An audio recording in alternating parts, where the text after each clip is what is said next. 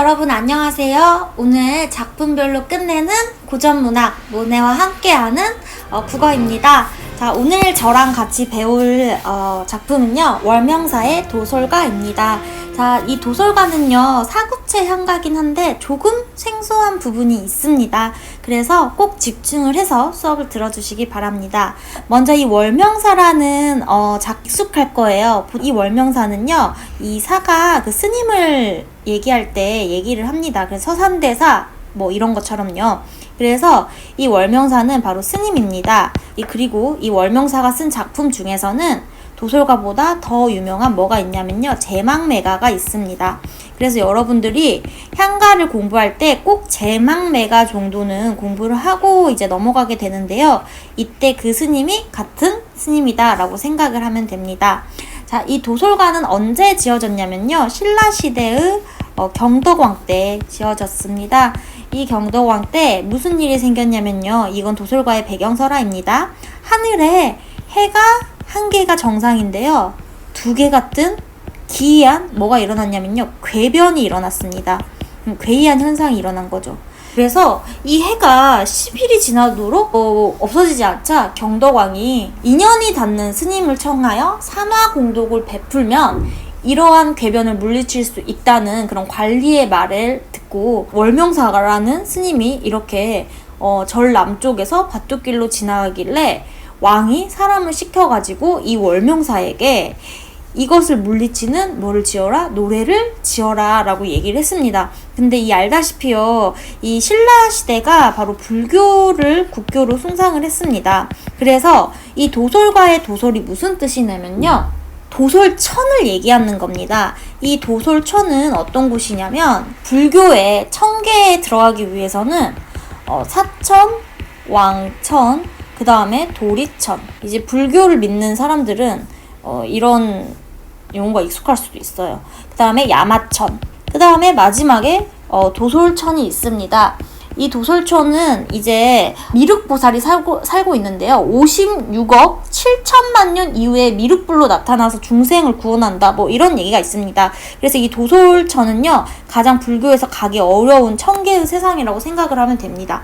그렇기 때문에 이렇게 경덕왕이 월명사한테 불교 노래를 지어라 라고 얘기를 하게 된 거죠.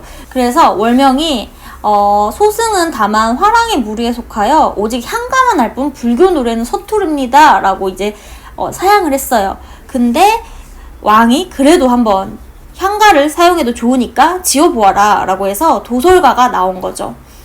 그래서 이 도솔가를 지으니까 이 해의 궤변이 어떻게 됐냐면 사라졌습니다.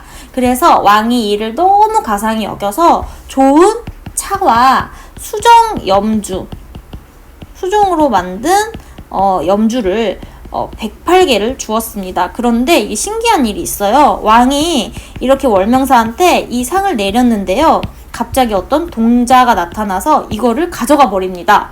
그래서 월명은 얘는 궁궐의 아이인가 보다 이렇게 생각을 했고, 자기 심부름을 해주려고, 그 다음에 이 왕은 월명사가 뭐 데리고 있는 그런 아이인가 보다 라고 생각을 했는데 둘 다 아니었어요. 그래서 왕이 이상하게 여겨서 이 동자를 따라가게 했더니 이 동자가 탑 속으로 들어가 사라지고 차와 염주만 남쪽 벽에 그린 어떤 보살상 앞에 놓여 있는 거예요. 그러니까 이 동자는 약간 불교의 그런 사신, 이렇게 생각을 하면 되는 거죠.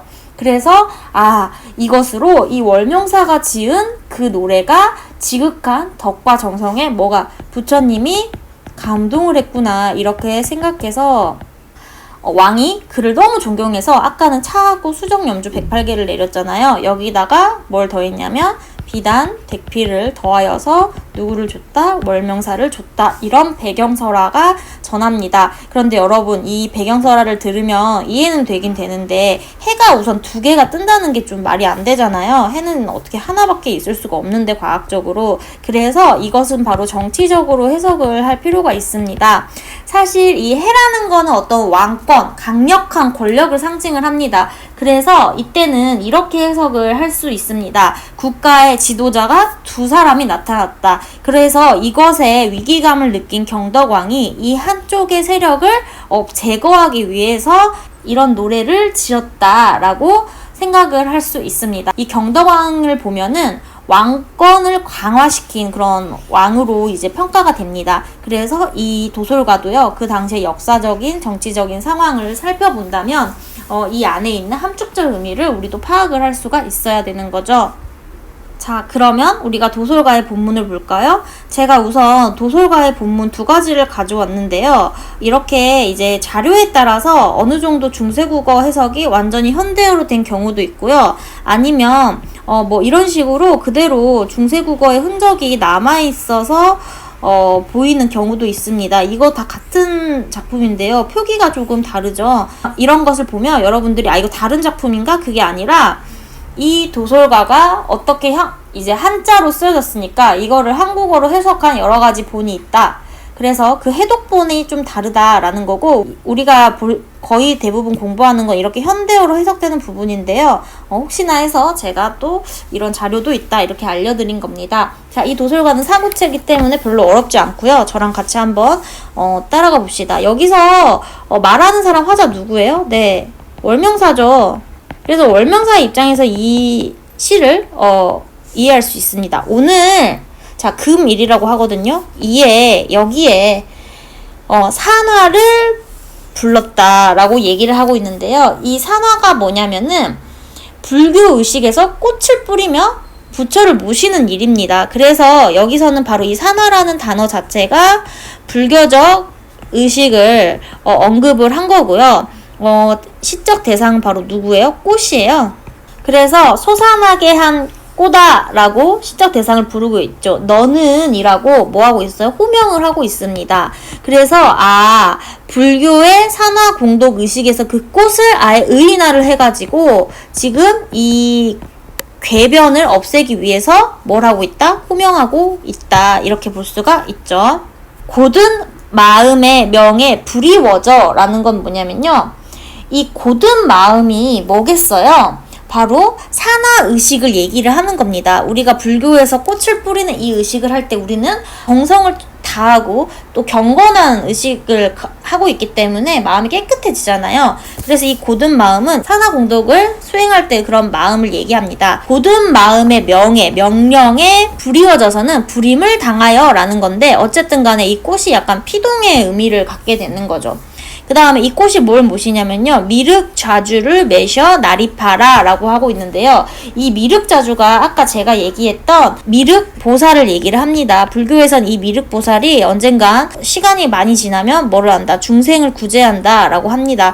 그래서 이 산화라던가 미륵좌주 같은 경우는 불교적인 그런 단어고요. 이 꽃한테 미륵좌주를 모셔라 라고 뭐하고 있어요? 명령하고 있죠. 그 다음에 나립은요 뭐냐면 나란히 걸려 늘어서라 라는 겁니다. 그래서 여기서는요 이 꽃을 의인화해서 이렇게 부처님이 오시는 길을 꽃을 부려서 부처를 모셔라 라고 꽃한테 이야기를 하고 있는 거죠. 그래서 이 도솔가를 보면요 우리가 이렇게 생각을 할 수 있습니다. 그래서 이 도솔가 같은 경우는요 예전에 이제 구지가를 배웠습니다. 구지가에서도 강력한 명령과 위협 이런 것들이 나오는데요. 이 구지가에서는 호명, 명령, 가정, 위협의 형태로 굉장히 조금 전투적이었다면 이 도솔가는 그보다 훨씬 더 시대가 지나서 불린 노래잖아요. 그래서 훨씬 그게 약간 위협적인 형태가 순화됐다는 거. 그래서 여기서 보면요 호명과 명령만으로도 이렇게 이야기를 하고 있어서 훨씬 부드러워진 느낌을 가질 수가 있습니다. 그 다음에 또 전하지 않는 동명의 또 하나의 도솔가가 있습니다. 그거는 신라 유리왕 때 지은 가악으로 도솔가가 또 있는데요. 가사가 전하지 않아요. 근데 혹시 신라 유리왕 때 도솔가가 언급이 된다면 이 경동왕 때 도솔가는 다른 그런 의미라고 생각을 하시면 됩니다. 오늘 이렇게 월명사의 도솔가를 배웠고요. 이것의 주제는요 뭐겠어요? 이 산화공덕의 의식으로 국가의 아까 궤변, 해가 두 개 뜨는 궤변을 물리치려고 했던 노래다라고 정리를 하시면 될 것 같습니다. 오늘 강의는 여기까지고요. 좋아요와 구독 눌러주세요. 다음 시간에 다시 만나요. 안녕.